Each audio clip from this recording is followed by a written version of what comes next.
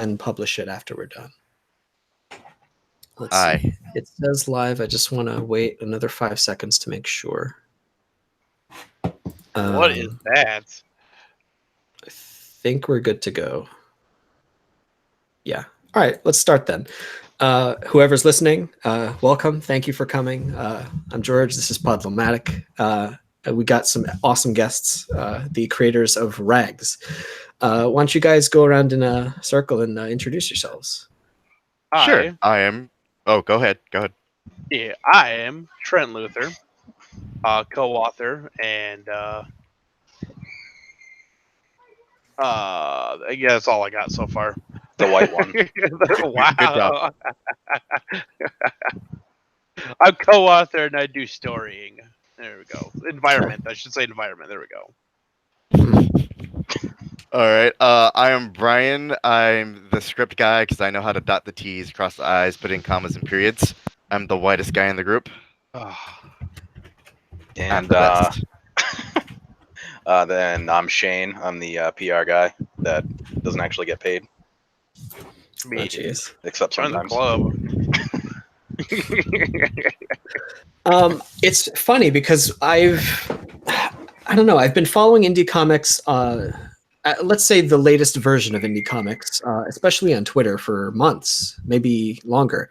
And I've known about Rags for the longest time, but I can't remember where I had heard about it. When did you guys officially debut it? Ooh, I guess officially, maybe last year, wasn't it? Well, officially last year around September, but we've been on. Well, I've been on Twitter, promoting and pushing since like 2017. Oh, so it's been around that for. I could have sworn like I've seen the art for a long time. Was it a concept then, or was there art for it? There was a concept. There's a prologue. There was art for it. We was doing a lot of stuff. It was there was an artist before Luigi. Yeah, there's a multiple artists before Luigi, and they all fell through, and eventually we got Luigi, and he just stuck. I see.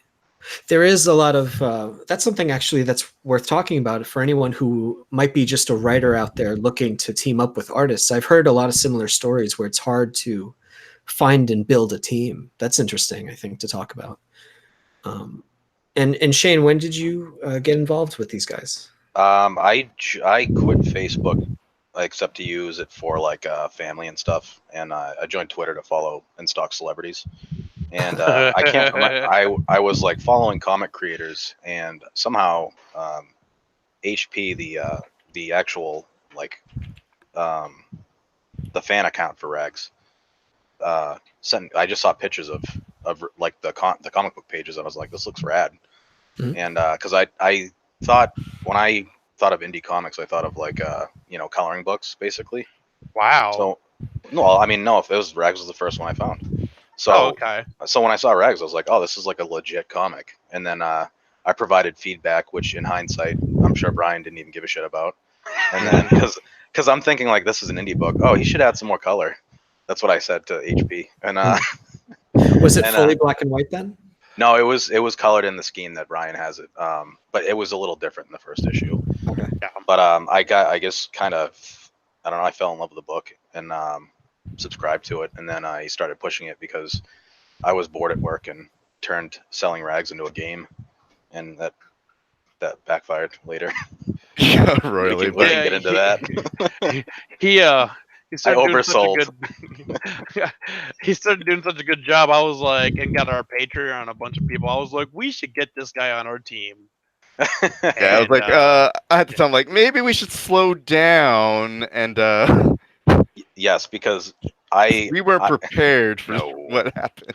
I assumed that these guys are making a comic, so they're like Diamond. They could just print, thousands of copies, no problem. So let's get 6,000 patrons, and then, jack that up. Brian had given me like a number that I wanted to know what number would make the book kind of self-sustainable.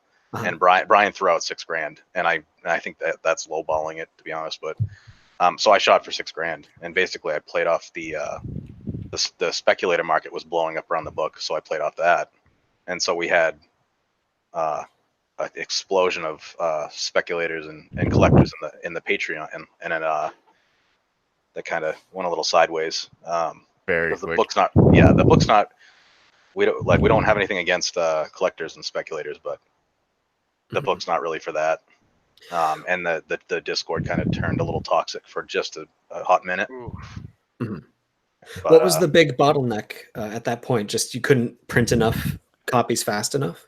No, it was more so the spec crowd expects things to be done a certain way, and one of the biggest so the best thing about our book is as an indie book, we look way better than a lot of other indie books. But that also plays against us to where people expect us to be like Marvel and DC backed creators, and we're not. You know, we're just two broke guys getting drunk and doing this on the weekend. Like I teach myself Photoshop for like a couple hours every night before I go to bed, and I work 2 jobs, so the comic is more of like my side project and not my full-time thing. And there's just a lot of, I don't want to say misconceptions, but people just had the wrong idea about who we were and how we went about things, and they expected us to do certain things, and when we didn't, they got mad, and we're wondering like, why are these people getting mad that we're not doing things this way? Because we've been very transparent about the reason why we do things a certain way, and it was just a learning curve for both sides.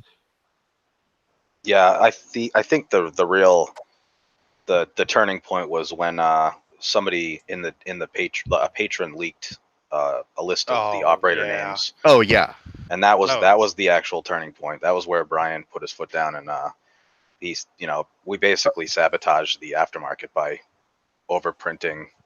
it was just inflated issue it 2. basically. Yeah, overinflated exactly. We nuked the aftermarket for just a little bit. We had to Yep. cool it down. Got a little too hot. I wonder So- about that. I'm sorry. Go ahead. No, that's always the big question. If you're self-publishing, which is something I wanted to ask about also, because you guys are linked up with Antarctic, right? Yeah. Yes. Okay. As a self-publisher, let's say right now, I'm only printing a few hundred copies myself, but that's only because there's limited interest. But there is value, I guess, for some people, if there's a really limited run that increases the rarity. Is that what we're Right. talking about? Yeah, so me, I have a very author-ish standpoint on just books and my writing in general. I don't really care if I print 1 or 5,000 or 5,000,000. I'm going to put my book in people's hands, right? I don't really believe in like low print count books because of what like technology nowadays. Low print count really shouldn't be a thing, you know? Mhm. There's so many different ways you can print and get your stuff out there.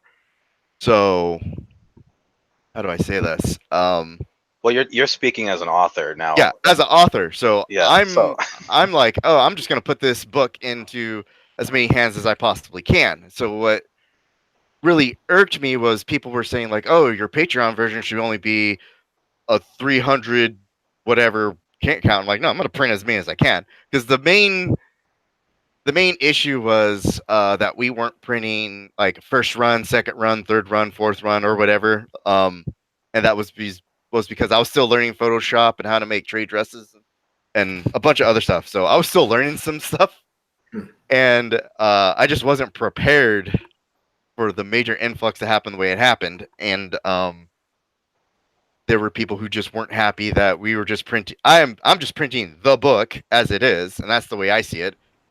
And other people wanted it to be different, and that was I that. see. yeah. There was a podcast with what was it, Comic Tom? Comic Tom and the Key Collectors. Yeah, and Key Collector, and they basically kind of hashed things out and saw it from both sides a little bit. I think the compromise now is that there are variant covers that are limited count, but the book, the normal version of the book, if anybody is too poor for it or just wants to read it, like Brian's, we're gonna hook them up. It's just how it goes. Yeah, it was getting real ridiculous because I was having service members. If people don't know, I spent 12 years active duty Army, and I still serve in the National Guard. So I have a really close or a soft spot for service members when it comes to things. And I was getting people from like all over the country saying like, hey, I heard about this book. I really want to get it. I'm stationed in Okinawa, or I'm stationed in 29 Palms, and there's no LCS nearby. I want to get your book, but it's like $80 on eBay. And it's like, dude, just send me your mailing address and I'll just shoot you one.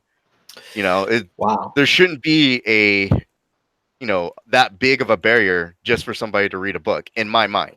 No, and at that point, the aftermarket was preventing the actual readers from getting the book. The inflated price on eBay. I mean, some of the first issues were going for $400, $500, $600, and which is cool as like a. I mean, it was cool watching it do that, but at the same time, if somebody wanted that issue, I mean, there's only so many people that have enough money just to throw that. Right. Yeah. I mean, it's very flattering. Don't get me wrong, but it's, I'm a pretty broke dude. So seeing that, I'm just like, man, how the fuck with AP doing a small print count? How the fuck is anybody supposed to get this? Yeah. Like, it makes me feel bad. And the funny thing is, the AP version is actually the true version of the book, but people hunt the Patreon version because it's uncensored. But the censored version, like that's the book. That's the way it's meant to be read. It's supposed to be like that. Yeah, the censored bunnies are not there because of Antarctic Press. That was Brian can attest. I believe that was not their decision. Didn't they want to get rid of those? Yeah, they wanted to print uncensored, and I was like, nope. Oh yeah, that's right. Yeah, because one of my biggest fears was like, okay, if this actually ever gets good, there's going to be pirating. So how am I going to kind of, I don't want to say prevent pirating, but how am I going to mitigate this? And one of the decisions was like, hey, why don't we just put like these really bad layered Photoshopped censor bunnies over the bad shit and just make it part of the story. And that's kind of what we went with. Mm-hmm. The gun bunnies. Yep.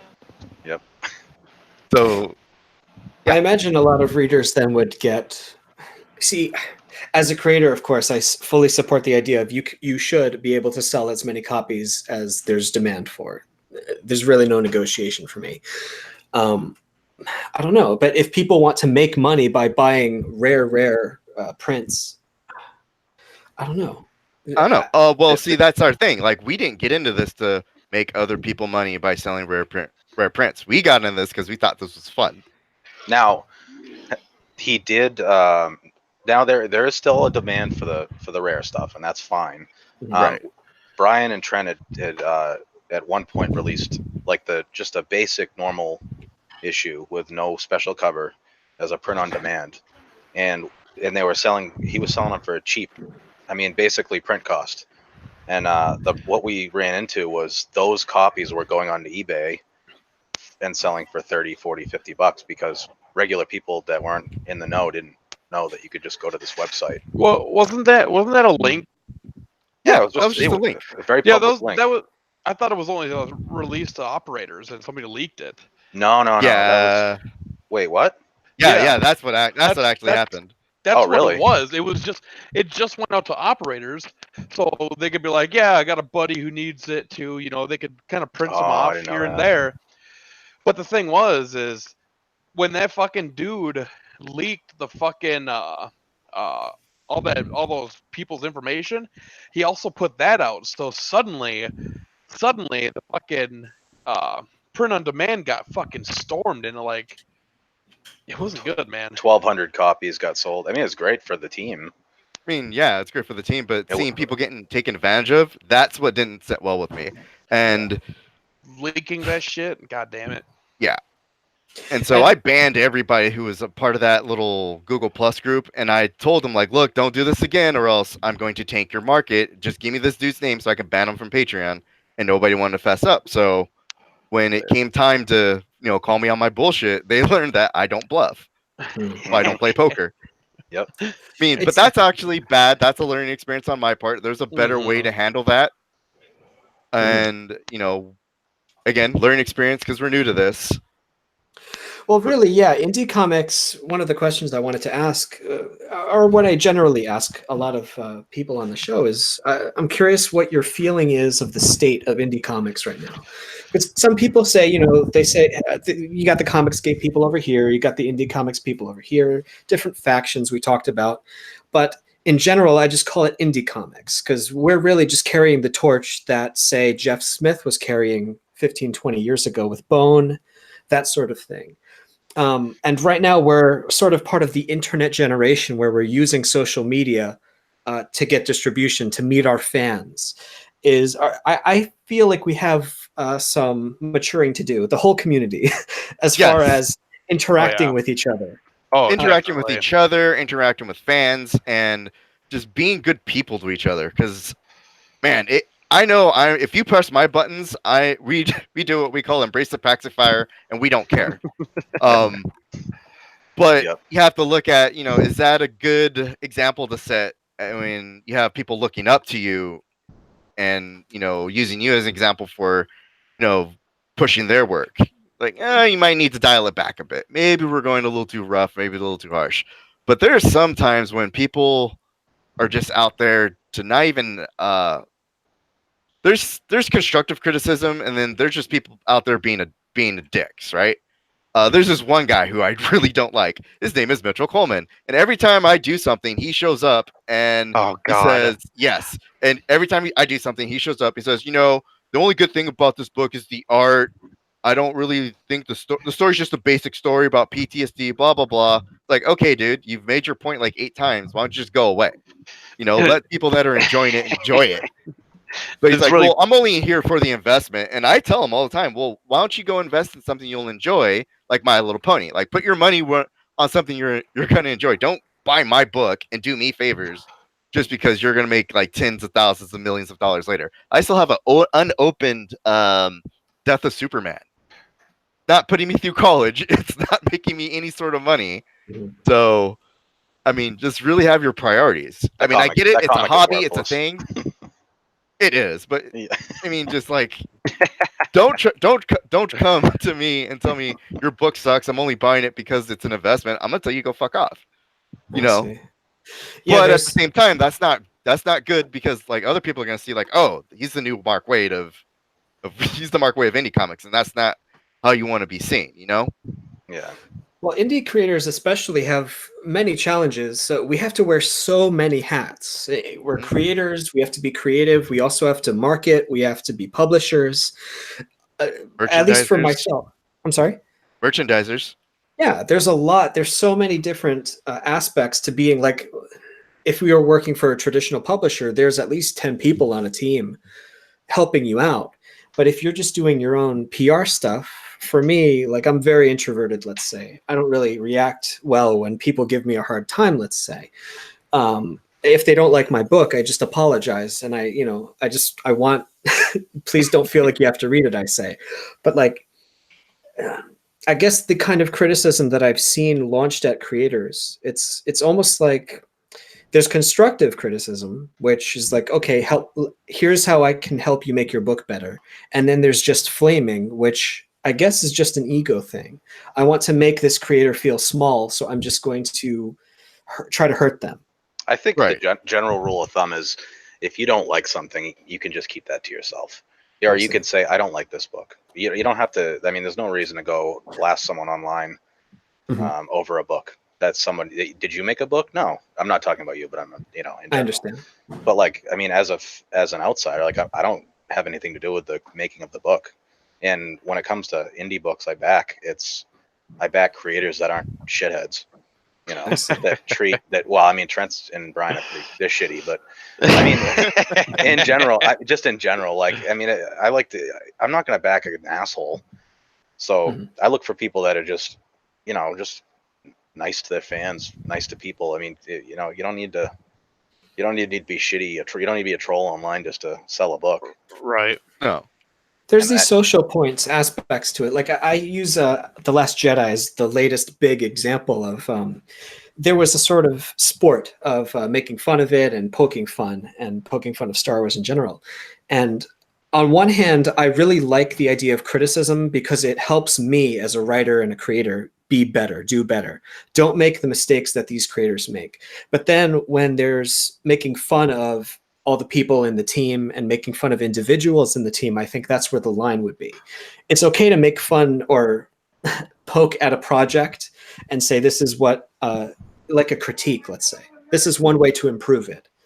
But then if I'm going to say, you know, so and so is a doo-doo head and he's dumb, and when it becomes personal, I suppose that's where my line is. I think the big difference is saying, like, when it comes to movies and stuff, you can say, like, you know, the RoboCop remake was fucking stupid, but you don't. But if you like tag the actual actor to just tell him he sucks, there's What's the the difference. point? Right. I mean, that guy just made like $5 million in this shitty movie. He And could- here you are on the yeah. internet hating life in your Right, mom's exactly. spare bedroom.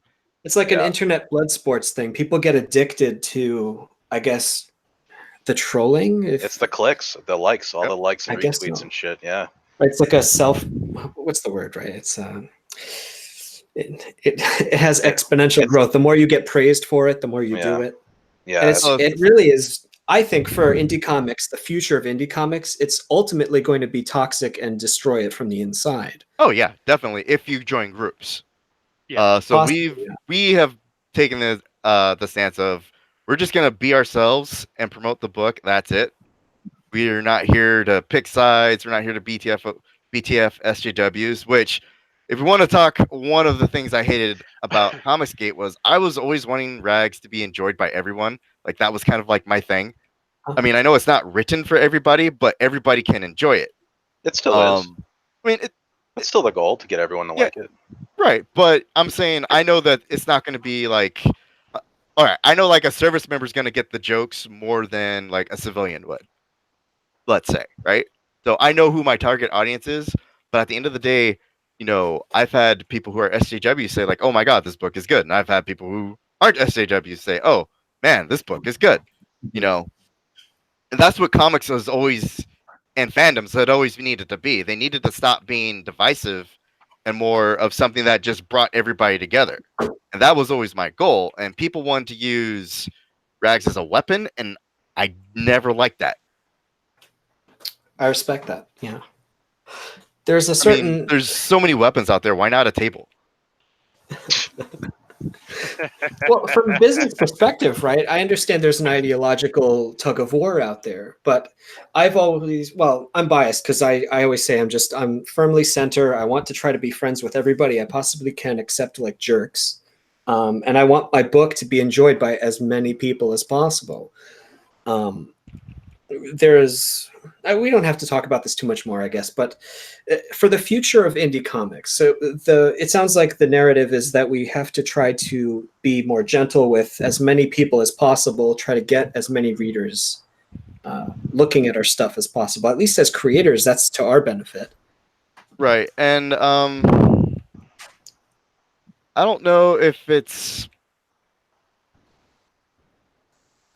I'll say like our Patreon is a really cool, really nice, dedicated yeah. group, and I love those guys. Oh, So I yeah. go out of my way to make sure that everything that I do for them, even if it has to come out of pocket, like I try to make sure like everything I do for them is like on the level and it's the best I can give them. Can I just chime in real quick? Oh yeah, go for it. I think it should be made clear they make no money on this fucking book. I've seen the numbers. I've seen what it costs to print the book and pay the artists. They do not make a dime on this. I'm actively fighting to get them to do something that makes the money, and I've found something, and we're gonna go through with it. It's just gonna be a variant cover that's gonna be print on demand for 1 week only, and we haven't released it yet. But that money is hopefully Brian's gonna end up putting it back in the book because he's an asshole. But yeah, the idea was to give them some money. Oh, Trent will use it for drugs or something. But Hey, what? shut up! I like drugs. But no, my goal is to try to get them to make some money, but they actively fight me on this on every front. What do you guys think of the Indiegogo route? What was that? So, what was it? I'm sorry, the Indiegogo route. Lots of creators, it seems, even on future issues of their series, they do a little fundraising with Indiegogo before something gets released. So we tried to do like a GoFundMe like at the very, very, very, very beginning, and that was just like $500 just so we can get like pay the artist to do like some concept work for us. Nobody backed it, and Trent will tell you I hate to lose. So I see. basically, oh yeah, I really hate to lose. So what I did was I said, screw it. I'm just going to pay for it out of pocket and do it myself. So I skipped the Indiegogo route. I mean, it's been successful for a lot of other people, but Well, I as don't. a like a buyer, it's not so bad within reason. I haven't had too much luck with getting my books shipped to me on time. Mhm. I guess But- I'm just go ahead. anyway. I don't think it's a bad thing in necessarily. I think if you're offering packages up that are desirable as a customer, it's not a bad thing at all. But I think as a long-term solution, I don't think it's viable. If you want a long series to run, doing every issue as an Indiegogo kind of, I think it should start with an Indiegogo and then go into a Patreon. I see. Something where you get the ball rolling, and then your new fans can now back the book as an ongoing book. But that's just, I mean, there's gonna be a lot of trial and error between creators to get that right. But it's definitely working in certain people's favors, in the hundreds of thousands of dollars. But I just don't think that's a viable long-term solution. Mhm. No. current- Real quick, let Sure. me jump in here. Bad Mori, I don't know how to say your Twitch name. Thank you for the subscription, by the way. I appreciate that. Also, they want to know. Somebody asked, "Give me my jetpack." Asked, "Didn't we discuss pulling our money to get a variant done?" And then followed up doing a Patreon exclusive. Did we? Why I'm asking the question. I don't remember. I think that was some time ago. I don't know if that one ever went through. I know we're doing a print on demand exclusive cover for like a week to everybody. I mean, everything else for Patreon, like cover wise, is pretty much exclusive to Patreon. I think Patreon's I see excellent. what you're saying. I'm sorry. Oh, go ahead. There is I suppose it's an internet culture thing. It just has to become more normal for people to use Patreon. There's a lot of creators out there. I consider it just a tip jar. It's good to, like, I try to, for instance, I have a webcomic, or I used to have a webcomic that I use, updated very often. And I tried to hint people, if you want me to work on this faster, more often, the only way I can afford to is if you tip me. It's very much a sort of, how can I find personal time to do this, because I can't do this as my job. I suppose as the internet matures, it'll become clear that if a book makes more money, there will be more episodes of that book, and you can enjoy it even more. Right. I guess there has to be a certain shift of maybe even a feeling of urgency. There's definitely got to be a mindset change, I want to say. Because, people look at print on demand as like, ew, gross, print on demand books are disgusting. But it's worked out very well for us. One of the things that I had to look at was printing costs. Like once I got the prologue done, because there were people demanding, like, I'm not going to pick up your book unless you make it a physical copy. Like, okay, I don't really have the funding for that. That was like in the very beginning. That was a very weird time because, like, we were just gonna do webcomic, and then people started like fucking losing their minds over a physical. Like, I guess that was super weird. And because at that point, you guys were looking at it as writers, not collectors, though. Right. That's yeah. Were you guys in touch with Antarctic at that point, or no? This is like nobody would give us. Yeah, this was years ago. Like nobody was giving us the light of day, and we were basically like, what, screw it, we're just gonna do it ourselves, and we'll find a way. And then I found my current printer, who, they do the printing, and then we worked at a deal where they also do the shipping too, and it just has been like, I mean, there's been some hiccups, really irritating hiccups, but it's worked out very well for us.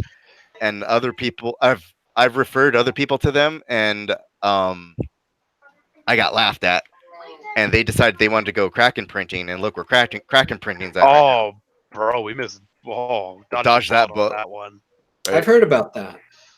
Yeah, they just was it today? Was it Yeah, today or it was yesterday? today. Everybody got fired from Kraken Printing, and there's a lot of back ordering because I had got a quote from them. What in January? Yep. Took them about good month and a half to get back with a quote for a certain quantity of books, and ended up not going with them because some just other way too opportunity. much. It was a lot. It was an extreme amount, by the way. But we ended up not going with them because another opportunity arose that we kind of wanted to dip our toes into first. And yeah, as of today, they fired like everybody.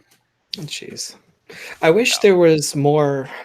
I used to work in printing, but not this sort of print. And I think if there are any entrepreneurial types out there, the investment is probably like 10 or 20,000 for the really high-end printers. But you could theoretically print your own books and just ship them out of your house. I was even thinking about doing that myself. If I had higher quantities, I think I would do it. Well, the printing process with rags is actually it's a heat-based printer. It's not your typical. Right. Okay. Yeah, there's a lot that goes into the making the book, and not only that, but the people that are getting them are paying. Some of the operators are paying $20 a month, so they want a pristine book.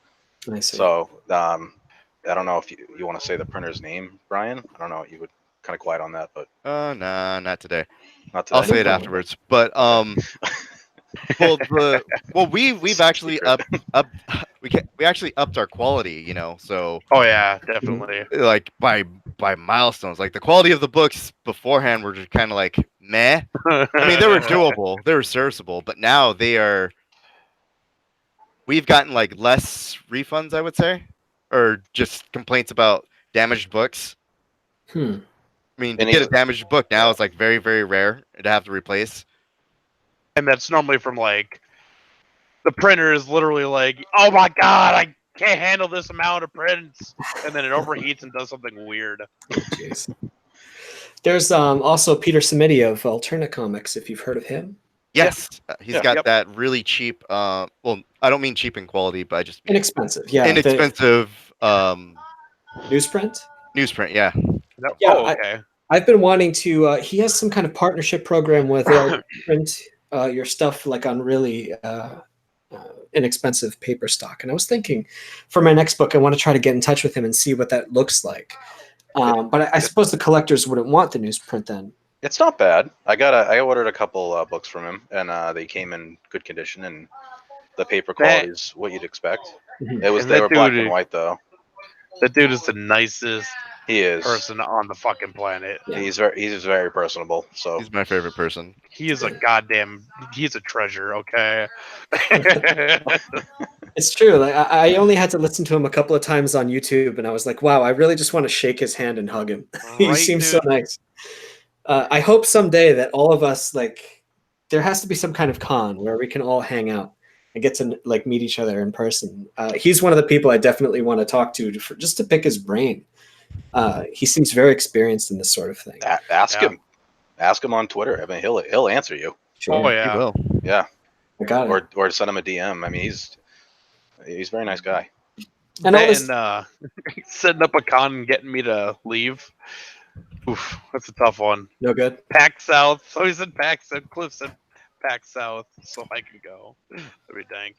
Is there a sort of plans at any time to meet your fans, do a sort of signing kind of thing? Do you guys do that? So I do this in little. Public? Go for it. Oh, I was just gonna say, if you catch me in public, I'll sign whatever you want me to sign. But I'm a recluse. I see. I don't like being around people a lot. Mhm. So yeah, me going to big conventions like that is not very likely. I see. But if you send him $80 and don't mind waiting 6 months, he'll send you a signed copy. I warned you. The comic had to go around the goddamn world. Okay, Oh, what do you want from us? What do you mean bullshit? It didn't go to Luigi, did it? It did. Oh, that's right. did. Yeah, it did. Okay, that's fair. All right. I paid. I paid They offered to sign it for basically like $30 or something, and I sent Trent 80, and I was very specific. I sent it to Brian, and then Brian was to send it to Trent, and then Trent was going to send it to Liz, and then Liz was going to send it to Luigi. But I didn't want to see anybody's addresses because it's not my business. Right. So it was very specific how I had it shipped. So it took a long time. I do have it. It's framed on my wall now, though. Only one of its kind. The only one of its kind. Yep. Yep. And actually, that was one of the questions I was going to ask: is how did Liz get involved? Huh. Oh, talk about it, Brian. What? We can pass that question if you want. No. All right, so, geez, put me on the spot. So, I've been following Liz because I'm a huge fan of her football Twitter. Mhm. And so when I was doing the script up for this, just one of the little Easter eggs I dumped in there was like, oh, and by the way, Regina should be modeled after Liz Finnegan. I thought it was just kind of like a nice little internet nod to, someone I was a huge fan of. And flash forward to me trying to get this book done, and nothing was going right. The GoFundMe failed. Had art. I basically pumped like $8,000 into this book before it got anywhere. And right before I was about to just like give it up and throw in the towel, I sent Liz a message on Instagram like, okay, I know this is gonna be weird and stalkerish, but I'm doing this thing. This is what it's about. Here's the script. Please don't give it a restraining order. We want to borrow your face. Yada yada. And we just want to know if it's okay. And then she read the script. She's like, oh, holy fuck, yes. Got to do this. And so that motivated me, gave me purpose, direction, motivation. And then after that, I will say that I was working with Luigi, but on something else at the time. But our relationship was a little more antagonistic. But around this time, it's like, well, if she says yes, and I got this guy doing stuff for me, let me see if he can make something happen. And then we shot him the first 15 pages, which ended up being the prologue, and people fell in love with it. And I was like, yep, that's our guy. We fell in love with it. It was fucking awesome. Yeah. So it was just. I remember like the first. Yeah, it was a shot in the dark Hail Mary. I thought I had in my mind she was gonna say no and fuck off, weird internet rando guy. We have talked about it, and she's I've talked to her mom, and her mom had said like they were worried that we were going to show up in a white van and kidnap her. her mom is hilarious. Her mom is the greatest. But yeah, it was just that's basically how she got involved. It's interesting because I had been following her as well. I think just the libertarian thing, everybody kind of follows each other. But I thought that she was really deeply involved in the creation of the book, and I'm surprised to find out that it was sort of down the road. But from a marketing perspective, I thought that was a genius move. It's interesting to hear that it was sort of an accident. Well, not really an accident, but it was more of like a... Yeah. It was Hail part Mary. of the plan. Hail Mary, as Give Me My Jetpack said. It's a Hail Mary. Hail Mary. But I thought that was clever. And at the beginning of a lot of your issues, at least the digital versions that I have, it says, casting and this person as this character. And besides Liz, are there other people based on, or are there characters based on other people as well? There's a few. All right. This one's gonna make people mad, but there's a character right now that's kind of based off of a certain internet personality that nobody likes. Some of the patrons have gotten some cameos as background people. I'm still trying to work in the rest of them.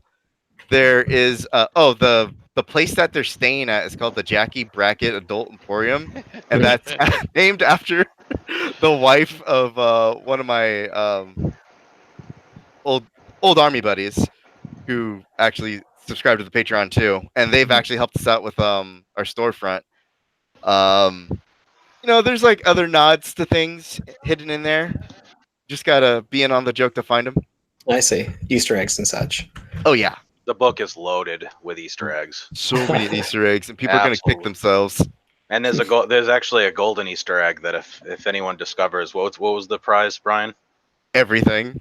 Oh, everything. Yeah, the whole run, including the prologue. Which the prologue, that's the one that is the golden issue. The prologue is the one collectors want, because they're at this time. Last I checked, there was 99 printed, and a lot of them are in trash cans. Yep. Because Wow. those were the solicits Brian was giving to shops. So a lot of them just got tossed. So there's only a few remaining that are alive. I didn't actually know that, and that makes me feel bad. Yeah. So if you don't know, IDW is actually down the street from my normal 9 to 5 job. I actually walked because I actually know one of the editors there. I walked a copy of Rags over there, and they were like, "Oh man, this looks great. We'll pass it up and see what happens." And then I never heard back from him. Like, okay, moving on. I remember that though. Did it look like it was going to get picked up? And It thought it might have, but you can never tell. well, a lot of publishers are pretty fickle, and it really depends on whose butt is in which seat at the time. Right. least- And Sorry? Go ahead. Oh no, that's at least been my experience with editors. I don't like editors very much. Yeah, not like they do their jobs anymore. No, I'm very biased though. I'm being mean. I have some editors that I like. But so you didn't hear back from them, but that's actually an interesting point, because I think some people who listen to this want to be indie creators as well.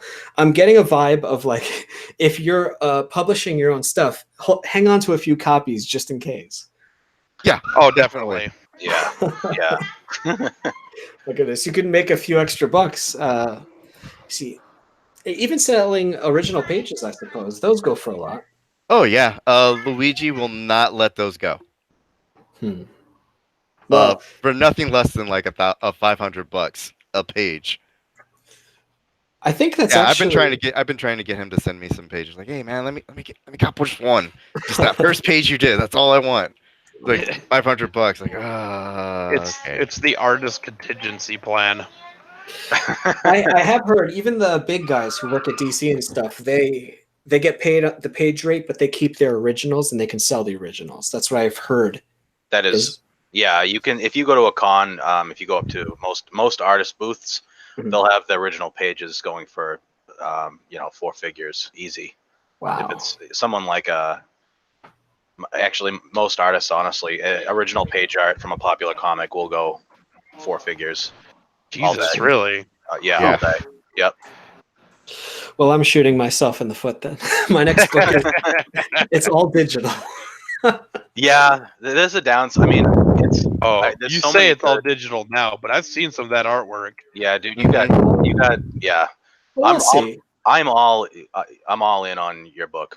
I'm excited for Mary Sue. I'm literally waiting for you to launch it, and then I'm going to start promoting it. Like I'm so embarrassed. Yeah, it's probably going to be at the end of this month. I just wanted to wrap up all of my other orders with the previous Indiegogo I did, because I feel like here's this guy that came out of nowhere. I don't know if anyone knows that they can trust me to actually fulfill orders on time. So I did tell everyone I'm going to have the book done in June, and it's June now, and I just sent the first batch today, so we're okay. Yeah. But I want to make sure that I'm only thinking about Mary Sue next month, so I want to be able to focus. I was sold on the concept art alone and the and the premise. So I mean, I'm not just I'm not just sucking your dick here. I'm like, I understand. I'm ready. So when's the last time you sucked a human dick there, Shane? That's a banned question. I'm ready. Yeah, I'm excited for the book. I think it's going to do really well. I think if you just keep doing exactly what you're doing and just keep posting page art, you're going to garner interest. Yeah. And then I'm just going to start spamming the shit out of it when you launch it. And that's how you get a free PR guy. That's how you get a free. Yeah, if you're a nice dude and you get your shit together, I'll definitely promote it. I don't care. I'm bored at work. Oh man, yeah, that's really a great. I mean, this networking that we're doing, and I guess just this little indie circle that everybody kind of knows each other. I guess the best thing you can do is build a good reputation just as a nice person and supportive of everybody else. And Just people absolutely. Network. Just will network. help with other you creators. just because you're nice and you make a good product, not because anybody owes anybody anything. And stay away from politics. Just Yeah, Definitely. definitely. I can see that. all four of us have different views on everything, and that's okay. And that's okay. That doesn't And I'm matter. probably like the worst one too. Yeah. Well, it's funny Absolutely. because older generations, like I guess, they would be 70, 80 now. They always said, never talk about politics, never talk about religion, and you'll be fine. Like in a professional setting, just leave that stuff to private life. But of course, there's a gray area, I suppose. I've been advised many times to shut my mouth on certain issues. But I'm starting to see the wisdom in that now as I get older. Again, oh, It's hard. I don't know. it is. It definitely is. Like We've gone off on a few people. Yeah. Oh, off is a loose word, I guess, but I'm putting it nicely. yeah, Well, it's definitely fucking hard. That's for sure. Well, we don't have to step over there, but let's see. Well, part of the things I wanted to ask about, because usually these are an hour, I don't want to take up too much of your time, but I wanted to ask about the story origins, how it was inspired. Well, first, where did it come from? Who had the germ for the? Oh, Go for so. That's yours. Oh God, hang on. It was. It was just kind of a Left 4 Dead. spur of the moment thing. It started off as a stupid idea of making a really bad Left 4 Dead fanfic, right? Because we played. Oh my God, we So played much Left 4 Dead. so much Left 4 Dead, and we played on this mod map. I forget what it's called. Yama. Yama, yeah. And it was hard. It was very hard, and we'd get to the very last part of it, and when the helicopter comes to pick you up, it spawns like 3 fucking tanks that just ruin your day. I'm convinced it's unbeatable. Okay, so we never beat it, and it always just degrades into me and Brian killing each other with exploding barrels or gasoline, right? So we just had a joke about making a fanfic one day, and then one day, like weeks down the road, Brian comes at me with this pitch, and he's like, "Well, we're gonna make it, and this chick is gonna be naked the whole time." And he kind of pitched an idea, and I'm like, "Well, I like the general idea." I was like, "But that's stupid. Let's make it so she loses her clothing, right?" And so she started out fully clothed, and then a zombie attacked her, and she lost clothing, etc., etc. And honestly, it really just evolved from there. It wasn't until some super weird shit with the original artist happened that we started putting undertones of PTSD and making it more of like a serious thing. Mhm. We wanted to make it something that was, I didn't serve in the military, but pretty much all my friends have. It's something that I take seriously as well, and I got coworkers and stuff that have suffered really bad PTSD moments at work, right? I mean, the shit's scary, and so me and Brian just kind of made it our bullet point. Well, we didn't make it the bullet point. I won't say that. It's a hidden theme, I'd say, but Mhm. Well, it did pop up to me as a sort of. I've only read issues 1 through 4, so maybe this changes later on. But the sort of her character and the things she's struggling with seem to be very central to the presentation. It takes place. There is a zombie apocalypse happening, but it's almost as if that's off to the side, and she's struggling with so much that it almost doesn't matter that there's zombies outside. She would still be going through this. It almost seems like. oh, definitely. I think the whole, the whole outbreak and zombie apocalypse is definitely what's the word? Not I'm helping looking for? matters. Exacerbating? Is that the Yeah, correct word? exacerbating. Yeah, it's definitely Exacerbating. right, and it's just everything's going downhill for her, but she's trying to remain. I mean, she she's gets angry, but she definitely tries to keep her calm, especially in the mall scene before Black Bob Ross handles the situation. Is she? It sounds like We already know the answer to this, but I was curious if she's sort of based on sort of a collage of different people or completely fictional. You wrote her as you went. So, Um, so base may be Liz, but the trauma and the experience and all that is actually from a lot of my female battle buddies that deploy downrange. Like the bikini, the bikini. That is actually my friend Sergeant Downs, who there was like 2 or 3 instances where the fob that she was at, she took incoming and she was like in the shower or she was like half naked and had to run across the fob to safety in order to dodge mortars. You know, there's little Jesus. nods to like some of the stories of my old female battle buddies from the army. Like, Jeez. And that's still, how long has that been going on with where it's like a, what's the word? Mixed. There's an actual term for the females in the front line. Brian's familiar. I'm Air Force, so I'm mostly computers and and bacon because I was a cook. Oh, FET teams. FET, yeah. It's a, what does it stand for? Female Engagement Team. Yeah. Is it only female? Yes. So what the FET team is there's some cultural things in Iraq and Afghanistan because they're Muslim countries. Women can't talk to men or shouldn't be talking to men. So they made these female engagement teams so the women could talk to women. Women could search women. Things like that. You're able to get more information from a female detainee if another female talks to her. I see. So knowing that and taking that into account, and my experience working with some folks who shall not be named, you know, it's all just amalgamated into Regina and baked in. And Regina is, I can't remember the exact, what was her job? Was it more engineering-ish or was it specifically? She was a vehicle mechanic. Right. Okay. Yeah, I forget the Marine Corps MOS. But she would have had all the training and stuff for weapons and such. Oh yeah, so every Marine, and if I could get Raven on here, she'll explain it to you. Every Marine goes through I forget what it's called, but it's basically rifleman training or whatever. And then the Marine Corps picks their MOS, yada yada yada. For FET teams, they actually have a separate set of training that they got to go through in order to get certified and qualified to, you know, go do that job. So for Regina being her MOS at the time, doing the things that they were doing at the time in question, which is around the same time I was in Iraq, it would have been unheard of. Mm-hmm. A little bit of stretching then of the imagination. Just a little bit, but realistic, but just enough to where, you know, I know it passes the eyebrow test, if you will. Sure. Well, me as just someone who, you know, I wouldn't have known. No. But it was completely believable. She has a build that says, you know, she's tough, you know. She's not, if I think of engineer, I don't automatically think of someone with, you know, massive shoulders. But of course, military, it makes sense.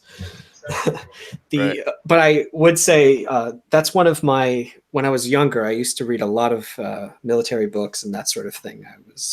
I never had the disposition to join up, but I've always found that kind of life fascinating. So if you guys want to talk about that, I'd love to hear about it, but I don't want to take up all your time asking just questions like that. Not cheesy questions, but the sort of, oh gosh, like how. What would you like to know? Well, for instance, as it relates to the story, like what kind of experiences might have informed your story choices? Oh, so there is, oh God, there's like everything about that book's military. So the little sensor bunnies that everybody hates, that's actually a nod to artillery, Army artillery, because they're called gun bunnies. So the bunnies are covering Regina's boobs, which are guns. Get it? Haha. Oh, okay. Yeah, I mean that's a joke. That makes sense. Hence why the AP version is actually the true version. Because all the jokes are there. That's what's supposed to be there. My favorite, the green weenie. In issue 4 that I find absolutely hilarious. Big Army fucking you. Oh god. Yeah. Oh my god. Oh, it's the greatest thing. What else is there? Brian, would you like to explain what the green weenie is? The green weenie is like anytime you get fucked by the big army Yeah. Wow. or military in general. So Getting fucked by that green weenie. like something bad, like let's say you're late for work or you woke up late for formation and you end up getting a counseling statement or 15-6 or whatever, and then that just turns into NJP, which turns into something else, and it's like, man, the fucking green weenie just keeps fucking me today, you know? Mhm. Wow. So It's this kind of book, just it's really made. The inside jokes really are for these guys and gals. yes. That's really Like- cool. I Like, wouldn't have if I guessed. could explain it, like this book is really nothing but military memes. That's really So cool. every time I get like some civilians says, "Oh, this book is dumb. You just have a bunch of army talk in there, and I don't get it." Like you're not supposed to get it because it's not written for you. But that's the thing. I mean, those who say that, I have to criticize a little bit because the book is written in a way where you don't have to get it. You No. definitely don't have to get it whatsoever. I mean, Mhm. as much as I'm very supportive of the military and do research on it and stuff. I don't know all the fucking lingo. Like Brian starts spouting off all these acronyms. I'm like, yeah, cool, brah. But you lost me about 3 fucking acronyms ago. But Yeah. Like definitely this. written in a way where it's Yeah. readable by anybody. Honestly. Yeah, I mean, I'm prior Air Force, so like a lot of the stuff Brian is used to, like I never had it. Like I have no experience with that at all. I had the very basic standard combat training, and then I went into cook school because I was a cook. So I get some of it, but Mhm. there's a lot of the things I have to ask Brian for clarification on. But you don't have to know this stuff to think it's funny to watch No, you that don't. scene unfold in issue 4. There are a lot of layers to that kind of humor, I suppose. That I like the kind of joke that you can come back to, and with this context, it's even more interesting. Oh man, like the I don't. Okay, this is like pretty much spoiling it, but the whole entire book is one really long running gag, and issue 7 is going to be the punchline. And I don't think it's. I think it's going to go over a lot of people's. It's like it's going to go over so many people's heads. That kind of makes me sad, but I still hope people can enjoy it for what it is. That is one of the questions I was going to ask. Is issue 7 going to be the end of the arc or the whole series? No Depends. comments. It depends. Yeah, no no comments. Okay, No okay. comments. Gotcha. It depends on what month you ask him that question. I understand. I It's always been, okay, I'll say this. Look, I'll say this. No, I'll say this. Like, it's been a roller coaster. Getting this book done, like emotionally, like this has been my baby, and I really hate saying that. It's been Trent and it's been our baby for, God, almost like 5 years now. Yeah, it's been a while. Yeah, it's been a while. This is like this. We've put a lot of our time, our money, our soul into this book, and there are times when people have made it unfun. Like Shane mentioned earlier that we don't make any money on this. My Patreon is set up to where, at the bare minimum, it takes care of everyone's printing and shipping costs, and that's it. Oh, but And if there's like some leftover, you Yeah. know. don't forget about those royalty checks, though. Oh yeah, okay. Even the AP royalty checks, right? I don't even get any of those, actually. They go directly to Trent, Luigi, and Liz. We just signed with a French publisher, and I still don't get any royalty from that. That just goes to the rest of the team. No, that's stupid. I think for the French ones you should. So. Oh no, I already signed a contract and turned it in. Sorry. Oh my Mhm. god. Yeah. No, You- Trent. See- No, listen. Trent and I have this fight all the time where Trent will ask me like, "Hey, can I borrow $20?" And I'll give him like 100. He's like, "I didn't need that much." Like, "Oh, my money's not good for you." And I was just like, "But you And know, then, that's and then just who I'll I go to am." pay him. And then I go to pay him back, and he's like, "I don't want your fucking money, poor guy." I'm like, "Oh, okay." Like that's cool. No, the worst part about it is like I'll bug him for months. Like, "Hey, where's my money? Where's my money?" And then he goes to pay Oh, me back. Like, right. "Dude, you didn't have to pay me back. I was just kidding." Just like I hate you. You realize that, right? Like I hate you. He was like, "Yeah, here you go. Have it back." I'm like, it's like my father. But that's just who I am as a person, you know. Like I'm all about just taking care of me and my squad, my battle buddies or whatever. And Mhm. Trent's been there for me through like some of my really darker moments. Oh So yeah. I don't mind doing that for him. But again, for me, this book wasn't about I'm gonna make 8 or 9 figures, sell out to Netflix or HBO, and then retire on a cocaine yacht. Okay, I really do want the cocaine yacht. That's a lie. Oh But God. but it really wasn't about making money. It was just really about doing it. See if we can do it. Seeing if if we could prove everybody who disbelieved us in the beginning wrong. Oh, there So was far- so many. There was there's so many. And, an interesting point to kind of add to that, all the vet packages that Brian mentioned, we would send out. I'd place the order because I do on the back end some of the ordering because Brian just doesn't have time. So I'll go on to the printing website and put in orders. Well, those aren't free. So the veterans that would contact Brian and say, "I can't get the book. Can you hook me up?" Brian would send them. He paid for those out of pocket. Mhm. Those were all, and everyone, the vets especially. Well, the vets were the only ones getting vet packages, but the messages I was getting from them and forwarding to Brian, it just that made it all like worth it. All the work, like this is a hobby for me, but this is Brian's thing, Mhm. And It Trent, is. Trent, I always leave out Trent because he's white. Thanks. I thought you left him out because he wasn't a gorilla. Jesus Christ. Oh. Well, I always say a comic. Cocaine yacht, the dream. Yeah, that's right. Go on. No, it's not like a life or death kind of job. If I was to try to justify, like if I was a kid and I wanted to tell my parents, I want to draw comics, they say, "Oh, it's not an important job." But sometimes the right comic at the right time can really mean a lot to a person. So I really commend what you guys are doing for that sort of thing.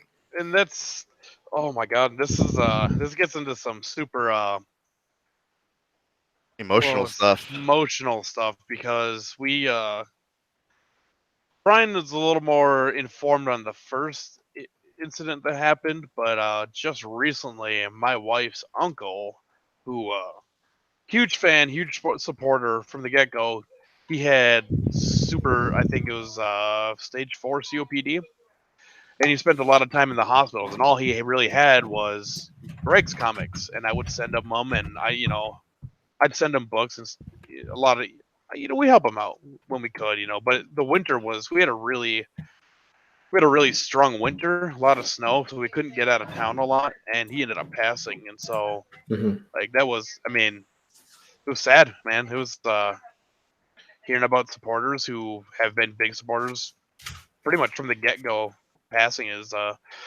makes you feel bad, Hmm. And I spent that happened in April, and I've been spending time since then relearning and reteaching myself Photoshop just so I can make an insert for him. So issue 5 moving forward, everyone's gonna see his face and know who he is. Oh. Yep. And that's like the least I can do. I'm moved by that. I'm so moved that if you need any Photoshop tips, let me know. I'll help out. Oh, thanks. He could use them. I actually used to be an art teacher, so it's Oh God! It Please fits. help him. He's like a toddler. Oh God. Hey, look, I'm really proud of that page. Okay. No, Hey, that page looks great. That page is wonderful. It's Yeah. I really mean, good. for a guy who didn't know what he was doing, which also, I didn't know how to write comics way back in the day, and I self-taught myself that. You can actually, if you go back and reread the issues, you can see the fonts, the colors, the layout all changing, and it's a drastic change, and it's only 4 issues in. There's a drastic change in color quality, the style, the panels. So, you don't even know half of it, man. You should see the original artist's artwork. Like, I think there may be some pages floating around with that. Brian's showed me a couple. I think. kind of hope not, because oof. Yeah. I've seen some of the rejected panels. I mean, Brian's very specific on boob physics. So it's a thing, man. You got to get those right. Because like boobs move, and So okay, so issue 2, right? One like the first opening pages, it's like pain, and that's what I wanted to portray. If you're a chick running without a bra, boobs hurt. I actually had to chapter a soldier because she couldn't pass her run, and the reason why she couldn't pass her run was because she was wearing the wrong sports bra. Hmm. Found this out like as we're chaptering out, and I just happened to ask her like, "Hey, does it hurt when you run?" She's like, "Yeah." Like, how come you didn't say anything? She's like, "No one's really asked me that before." I'm like, huh? It's like, I don't mean to be like pervy, but what sort of bra do you wear? And it's just like those sort of questions you have to ask, but you don't want to Well- get like me too'd. Well, You know what I'm saying? yeah, it's tough. Like, it's a very delicate sort of question to ask, but it's like, oh, we could have helped her pass her run if we just got her a better sports bra, and that's all it really took. Mhm. Because Well, it does make we got her a new sports bra and we took her for a run and she did amazing. It's like, huh? Like, yeah, it just hurts when I run. Hmm. And just figuring that out. Anyway, that's what applies to the story. Opening of issue 2, Regina's in a lot of pain. It's not because her feet hurt. I see. Oh yeah. Might be a little bit because of the feet, but Well, that's a little not bit because why. of the feet. I mean, those are pretty raw, but Right. there's a lot more pain there than I know that. Yeah. just read into the face. I remember that Mhm. panel. Yeah. Yeah, there's stuff going on in the background of the panels that I'll reread it every few months, and I'll always find something new. Do you plan your pages out panel by panel, or do you leave a lot of room for Luigi the artist to interpret your script? Panel by panel. Okay. Oh, Yeah. So I'm very OCD about how things look and feel, and God. oh man. Yeah, Shane can attest to this. Trent can attest to, like, when we were first getting stuff. Like, I was kicking back for like, it's not at a 45-degree angle. Like, Fingers on the trigger. fingers on the trigger, just like all Super this. aggressive back then. I was super aggressive back then. But now we're at a point where he's got amazing art and he kind of understands what we're going for now. So there's actually like a panel in issue 5 where it's actually a mistake, but it looks so good we're keeping it. And normally I would reject it, but now it's like, you know what? I think he's earned this. Should I ask, or is it a secret for now? Oh, It's don't secret spoil. now. No spoilers. Okay. I don't even want to know. I get mad when he posts page art, because as a patron you can see page art as it develops, and I don't look at them because I don't want to be spoiled. I've been told that I asked for my cameo to be as a zombie, and Brian, being Brian, has told me that I'm going to be a zombie that's murdered by dildo. And if he follows through on that, I'm gonna get that as a poster and send it to my dad. So he knows it's big. I'm like, Daddy, I made it. I made it. I made it, Dad. I got killed by a dildo. Like, don't call this number ever again. I don't know who you are. First sister dates Brian, now this. When let's say, well, we're not saying it's going to be over at issue 7, let's necessarily say, but at the end of the run, or once you reach a certain point, are you going to collect them all into a single trade? For Patreons, yes. Okay. So if I wanted to have the whole collection in print, I would join your guys' Patreon. And anyone who listens right now is listening. So here's the thing. This was one of the mistakes we learned from that I caused. In November, I convinced Brian to open up back issue fulfillment. And oh yeah, that's what right. the problem that causes is you get this massive influx of patrons, which is good, but so I don't know what the back end of Patreon looks like, but because I choose not to do that. I don't want any private information. So basically what happens is Brian has like a benefit tracker. So everyone, what they're due is all tracked. And when you get this massive influx of people and half of them are owed all these back issues, it creates this blockage on the printer level. So Understatement of the year. yeah, it created this massive shit show between November and December, where I learned what an indie comic was.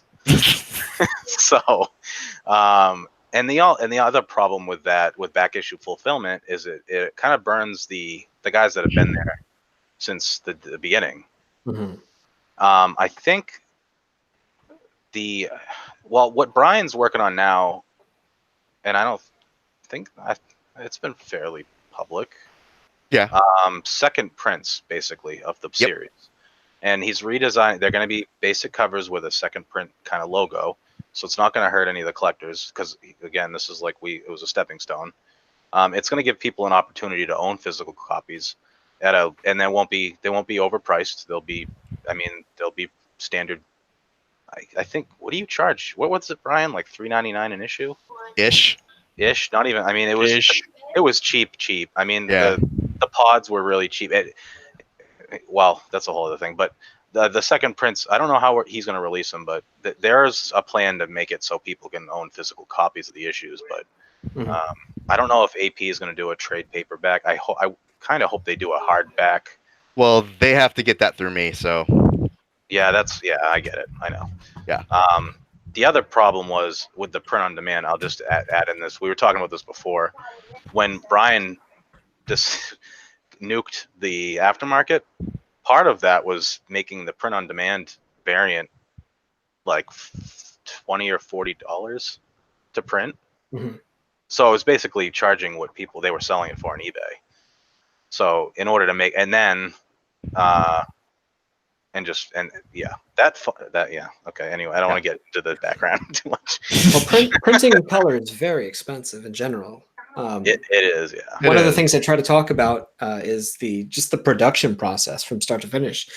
For a younger person trying to break into indie comics, it's black and white comics are pretty expensive, especially in small quantities. But then color is almost prohibitive. You'll be lucky if you make any profit by the time everybody else has gotten a cut. 12-page teaser prologue. I cannot stress this enough. Mm-hmm. and make it print on demand, and just let anyone wants to buy it. No, I don't know. Maybe I just like to say no. So as a customer, if I wanted to test a comic, all right, if I wanted to see if it was worth its salt, I would like to. Well, what? I'm just saying. Like, no, I'm sorry. I just read a question in chat. Continue what you're saying real quick. As a potential buyer, I'd like to test out the book with like a 99-cent print on demand, or $1.99, whatever is feasible for the the process, so the creator isn't getting fucked on the back end.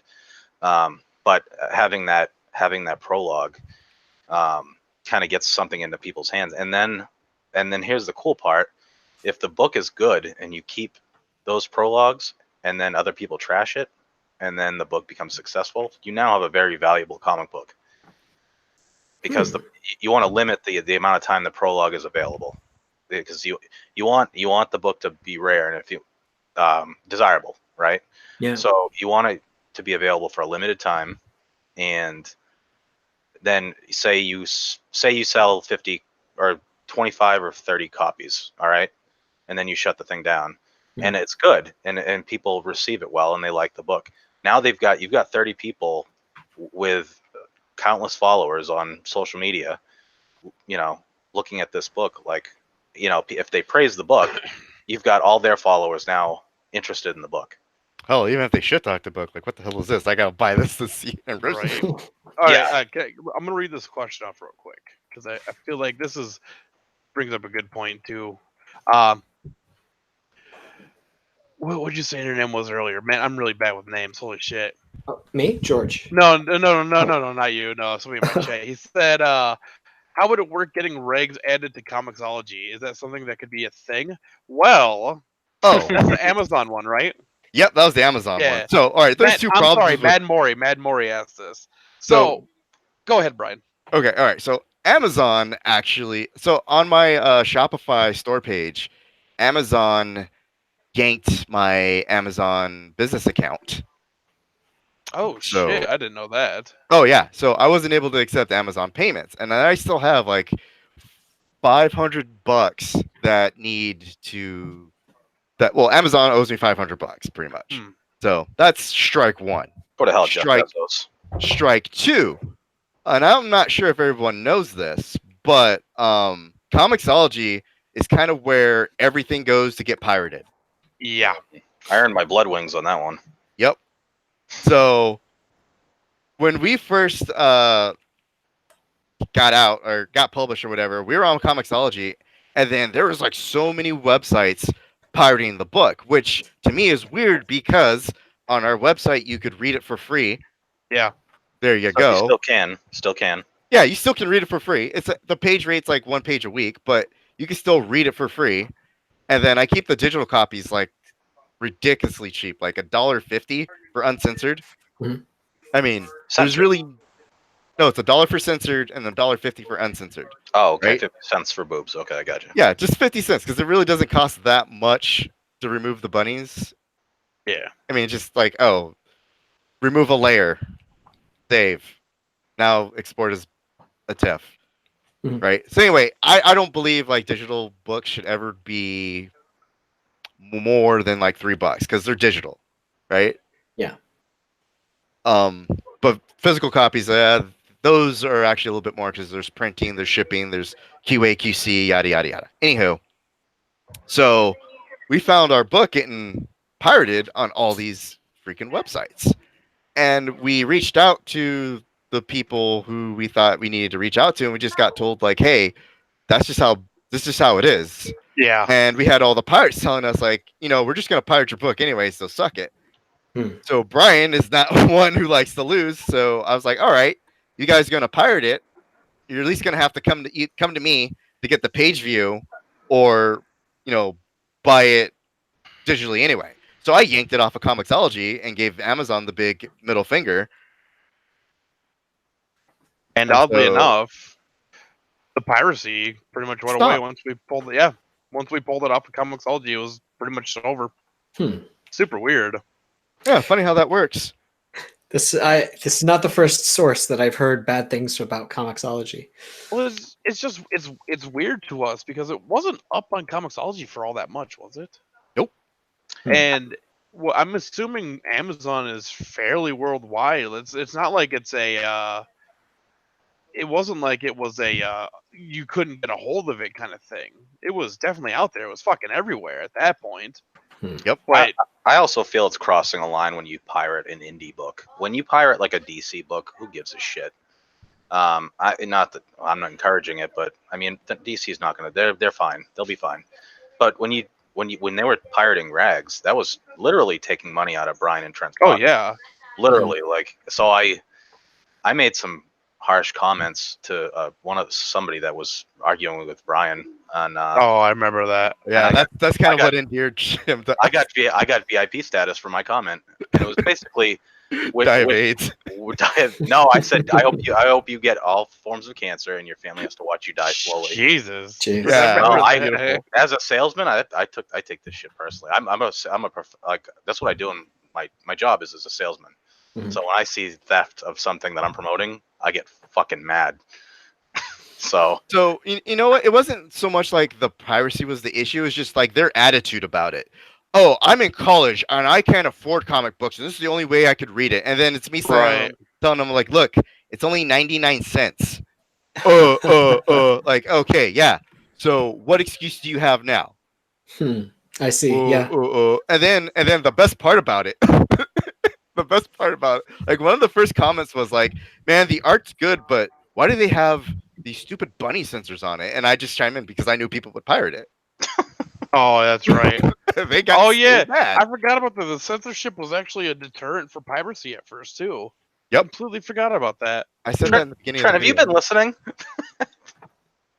Bro, I'm listening, but like, Cocaine's a hell of a drug. Oh man, yeah.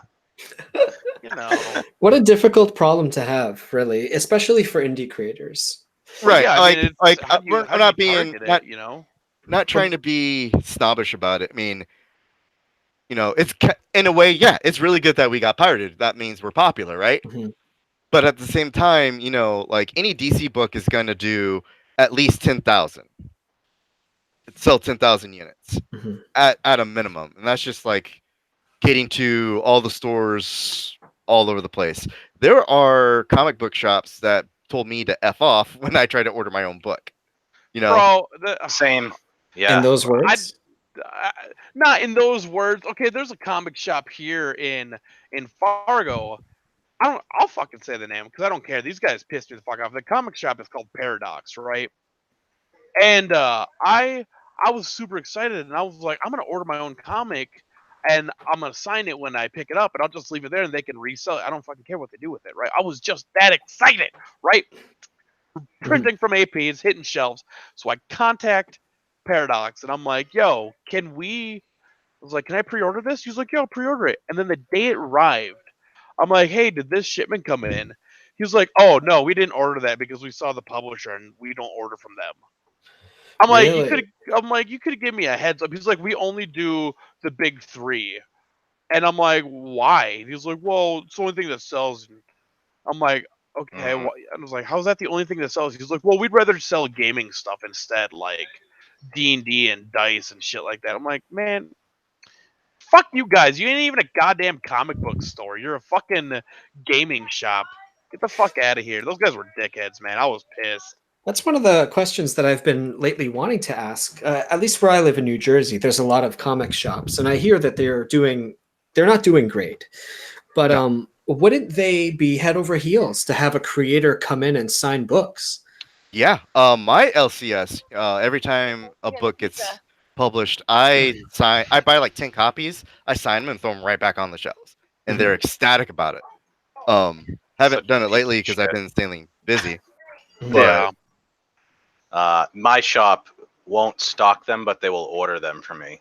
Their words are indies are too much of a gamble, and I kind of get it because LCS are on such a brink right now. Yeah. Stocking indie that doesn't sell. I mean, let's be honest. It's hard to find an indie book that's really good. It's getting better. Well, that and it would help if Marvel would stop like tripling everybody's orders and then trying to make them pay for it. We can, yeah, that's a whole Yeah. other, yeah. But Mhm. the point is, it's hard finding a shop that's willing to gamble on an indie. Yeah. Right now the best bet is to network on social media and get it Yeah. out that way. Yep. And I've reached out to a few comic shops like, hey, if you want it uncensored, just pay me the printing and shipping costs and we'll call it a day. Yeah. And then I we've got. actually go for it. Oh, I was just gonna say, there's a second local comic shop here in town called Comics Junction, and the guy's been running it since like the early '70s, and he's like, "Oh, you're the creator of Rags?" I'm like, "Yeah, yeah." He's like, "Man, I saw it, and I saw it was AP, and I'm like, fuck, I gotta buy it because AP's done so much for the comic book world, you know." He's like, "It's really cool to meet you." He's like, "I fucking love your comic." I'm like, "Here's a signed copy." It's fucking crazy. Well, that's So- really. I mean, I've heard stories of. I think the most famous for me is Jeff Smith with the series Bone, who he called every comic shop in the whole country, him and his wife, and they would physically mail copies. Like they would just solicit every shop. Here, have 5 copies for you, 6 copies for you, Mm. and he would just do this every month. It's a lot harder back then. Oh, I bet. Do you I mean, guys have just- to go through Diamond and all that? For AP, yeah. Okay. Yeah. Yep. But they don't really have to handle any of that stuff. No, that's No, all we on don't. That's AP's all end. AP. Which, by the way, the AP variant pricing is not on us. I tried to tell them to keep it lower, but That's not. Yeah, I think that's a direct reflection of the spec market at the beginning, and Yeah. and the time between release of issue 3 and 4. Mhm. I think there's going to be Yeah. you'll see a rebound on issue 5 because it's the resale on the book is kind of normalized on the AP side of it. So I think you'll see a drop in price. I don't agree with the $20 price tag on a variant. Oh, But- really? That happened? Yeah, Yeah. on the Easter variant. Now, yeah, look on, at the no back of shit. the back of the Easter variant, dude. now Really? on the Yeah. other hand, AP doesn't I do don't- ratio variants. So I don't have a Easter variant from AP. Don't? Yeah. I got No. I got 6, dude. I'll send you one. You didn't get one? Fuck. No. I'll send you mine. You're such a Fuck dick. that. I'm contacting AP and I'm getting mine. What the hell? Oh, man, this is the second time. Oh my God. Bro. So yeah, the AP thing, they don't do ratio variants, so it's pretty much order. If you want the copy, you just order it. So, I mean, you know what you're getting, from the get go. Like I told my shop to order 3 of every variant because I want to keep a bunch in my collection to kind of sell and screw over the creators. Right. So Yeah. no, Thanks, Muffin. yeah, no problem. I bought them. I knew what I was getting into, and the shop. I mean, the shop can see what the it's going to cost right before they order. So it's not. No one's getting fucked really. It's just I think it's a little overpriced right now. Jeez. Yeah. Like I said, been very strange learning experience. Oh, very. It is, and really, the more people that get involved, as far as printers, distributors, shipping companies, everybody is taking a little piece of the pie. Yeah, And we end up with unfortunately- like jack shit. Well, Yeah. Indie comics, I've always Wow. joked with myself, it's like a cursed. We love it so much, but it's They, almost impossible to do it for a living. They also like to use doublespeak when wording certain issues in contracts that I can't say too much on. Mhm. They're fucking sneaky. That's all I gotta say. Yeah. They are. That's true. It probably wasn't even that. I think it's just us Being too excited and not ignorant really, in the whole yeah. grand scheme of things. I can't put the blame on anybody but us, really. Man. But I would like to. And after Rags is, well, we don't know if it's going to finish. I haven't confirmed this. Oh, it's gonna Can finish. Can I plug Are- this? Are you guys going to keep making comics? Oh, can I plug this? I'm the PR guy. I'm the PR guy. Go, do it.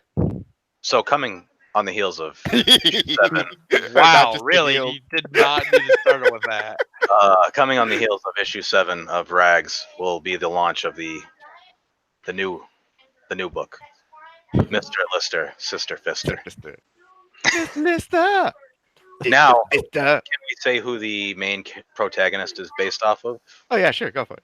Okay, so like Regina's face is based off of Liz Finnegan. The main protagonist in Mr. Lister, Sister Fister is based on Autumn Ivy. Is that her real name? Yeah, I'm that's not- a fire handle. Yeah, that's her handle. We don't need to know her real name, but Autumn Ivy. If you look at her on Twitter, she's built like Regina. She's built like Optimus fucking Prime. Jesus Christ. Yeah, she's a monster, and she's really nice too. She's a lovely person. Yeah, she is. She's giving me like she gives like weightlifting tips to people and stuff. She got Shane's fat ass back in the gym. I mean, that's that's an achievement right there. Yeah, she's real nice. Wow. She's real nice people. Cosplayer. Yeah, I can't say anything bad. There's nothing bad to say. No. Like her and her wife are like the most beautiful people I've ever They're seen. just genuinely friendly people. So And so adorably cute. yeah, they really are. They're such a great couple. Yeah. I'm like really jealous.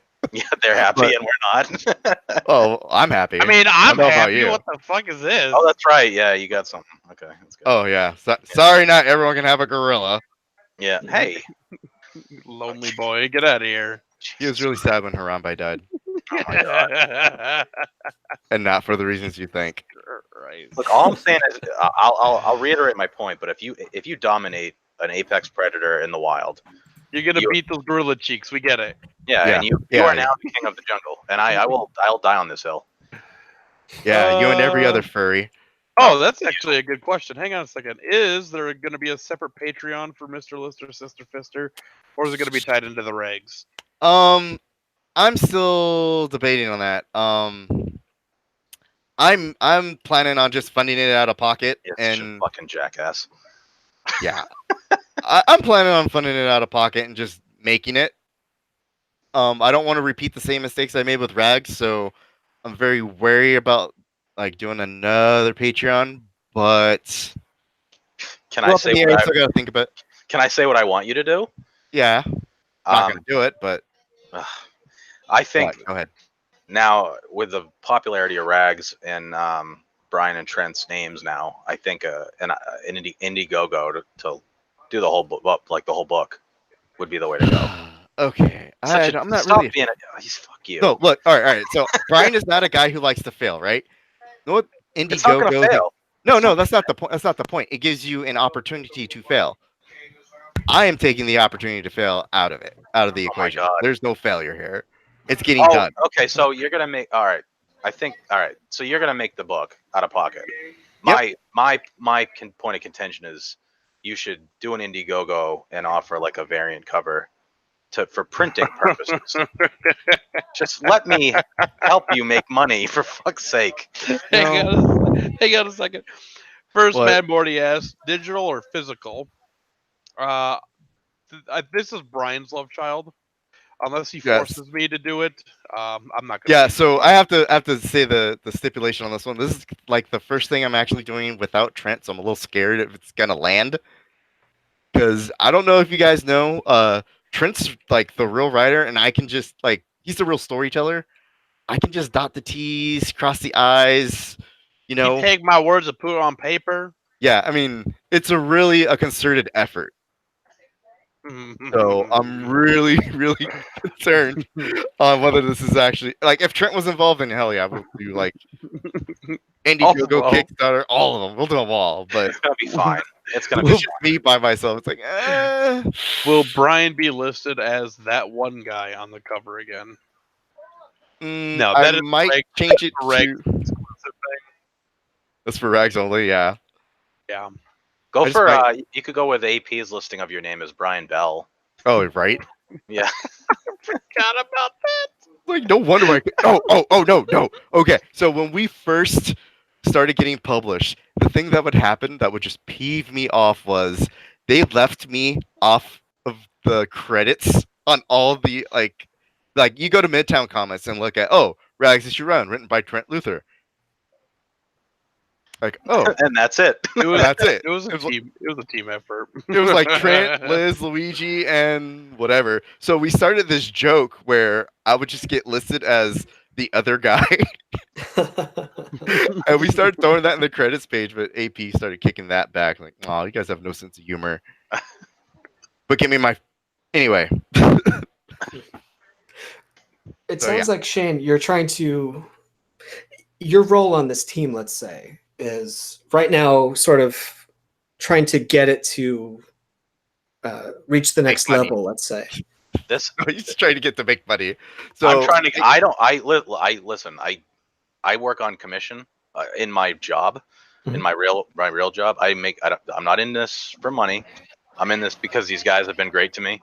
I kind of found the book at a bad time, and it's just being in the Discord with these guys has meant a lot to me.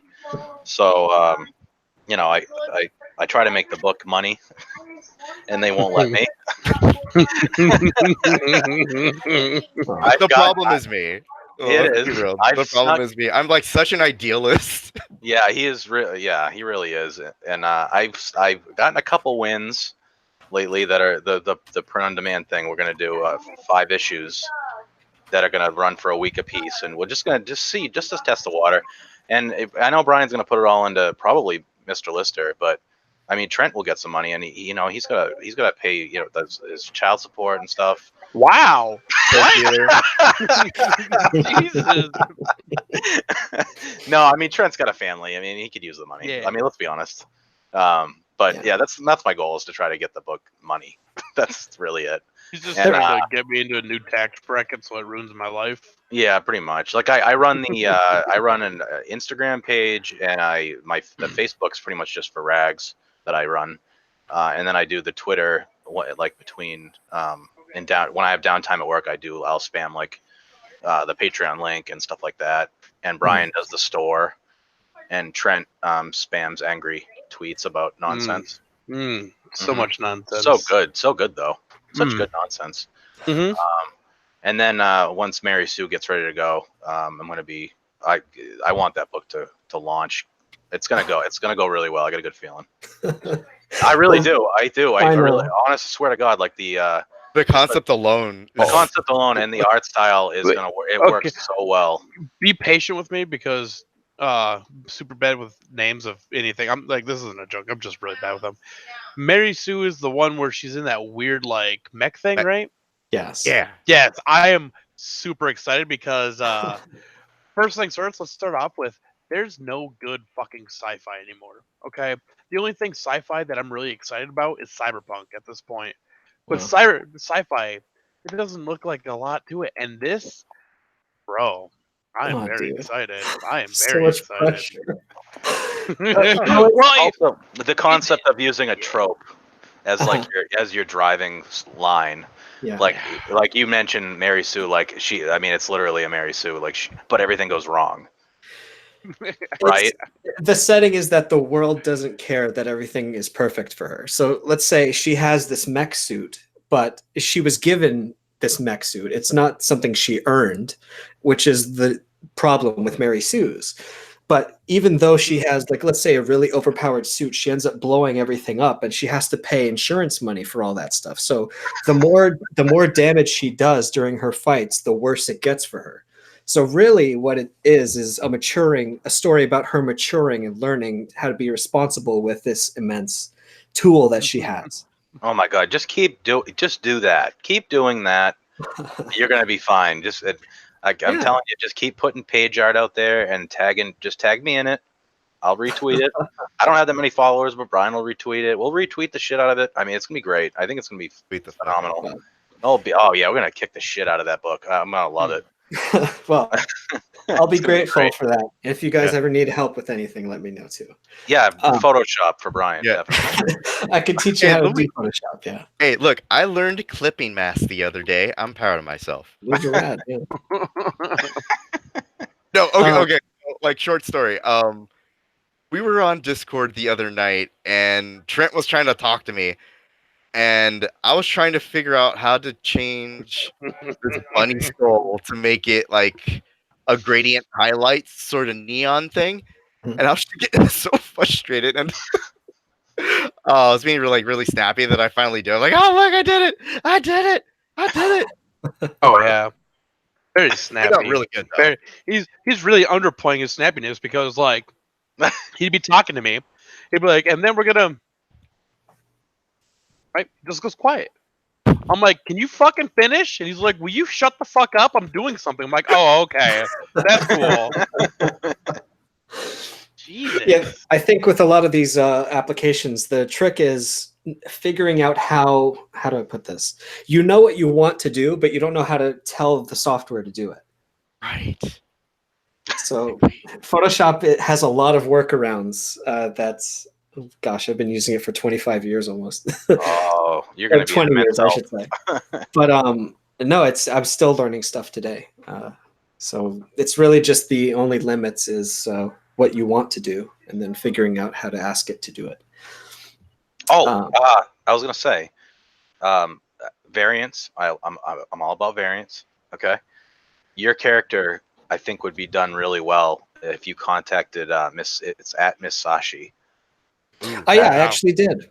Yeah, her commission rates are fair, but you get a really high quality picture out of it, and I think her style with your character would mesh super well for a variant cover. Sashi's style with anything. Yeah, honestly, yeah. I always yell it. I'm like, is there a Sashi variant? And then I back it. So I'm like mental about her artwork. It's crazy. I've wanted to commission something, but I can't afford it. She's actually done, I think, three of our Patreon exclusive covers. Yep, and pinup art too. Yep. Yeah, that's not. And my avatar. Oh, and mine on. I still use it on. I use it for everything. She made that, and I'm like, I'm never not using this again. Yeah. Great. Yeah, part of the value of these projects is just getting as many talented creators involved as possible. I think what we really need to do, like, let's say, I don't like to use the word community too much, but this gang of people that we have, what we need to do is really up our quality and getting people like Miss Sashi involved just to do covers or anything like that.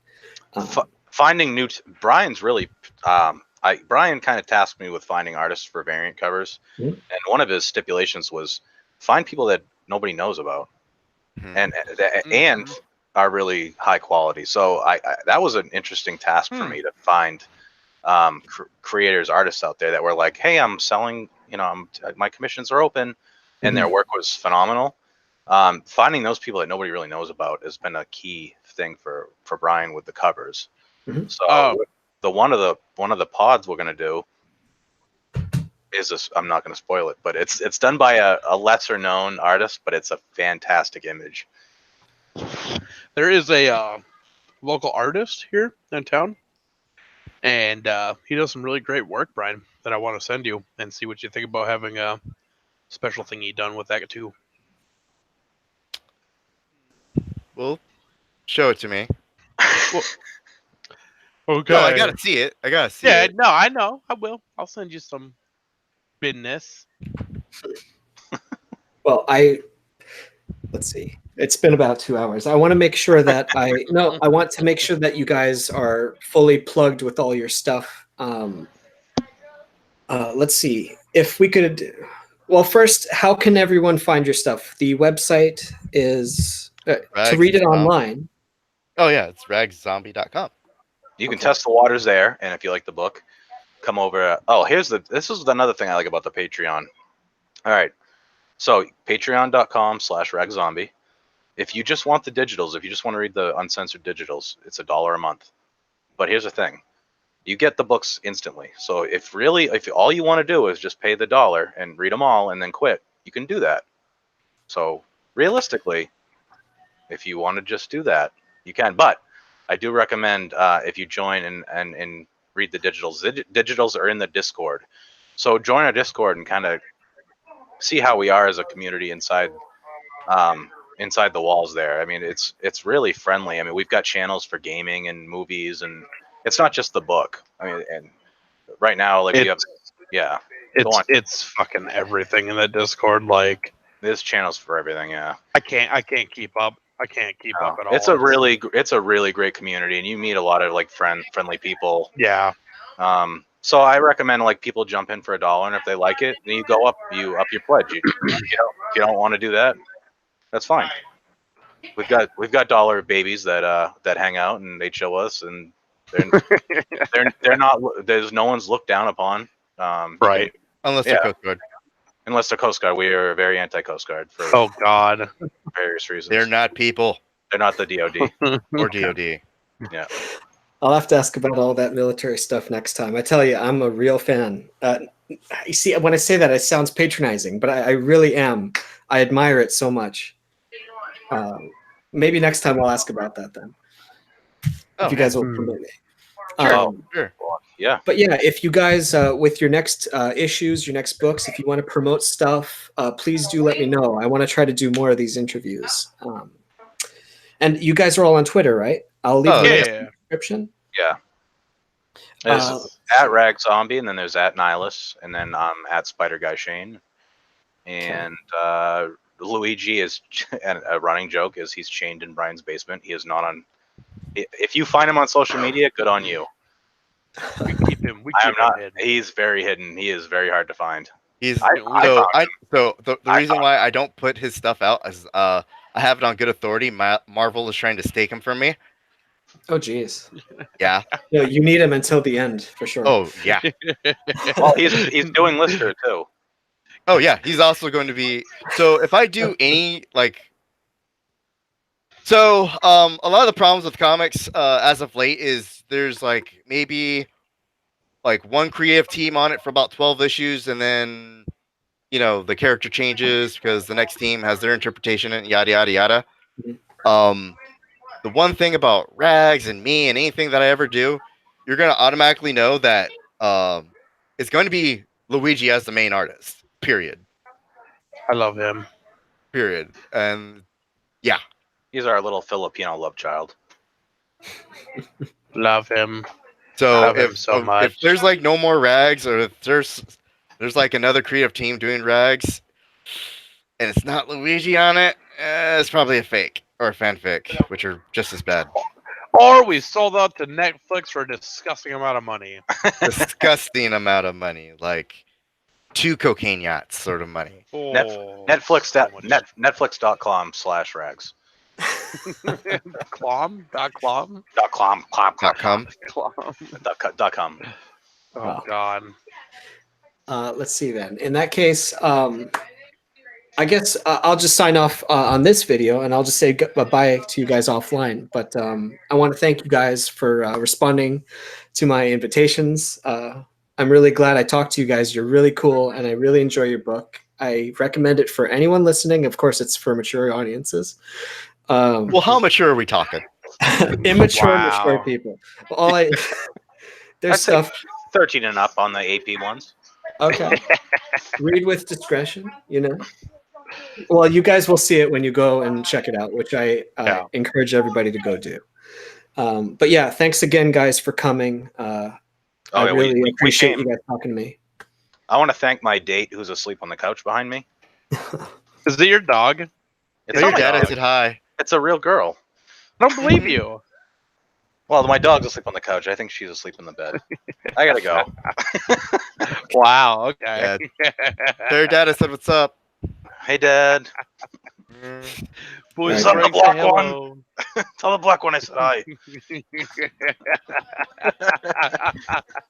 Well, I'll stop the broadcast on that note. But All right. Thanks for having us. thanks again, everyone, for listening. I'll see you next time. Next week, I've got a full every 5 days straight of interviews. I hope you guys enjoy those too. So talk to you next time. Thanks again.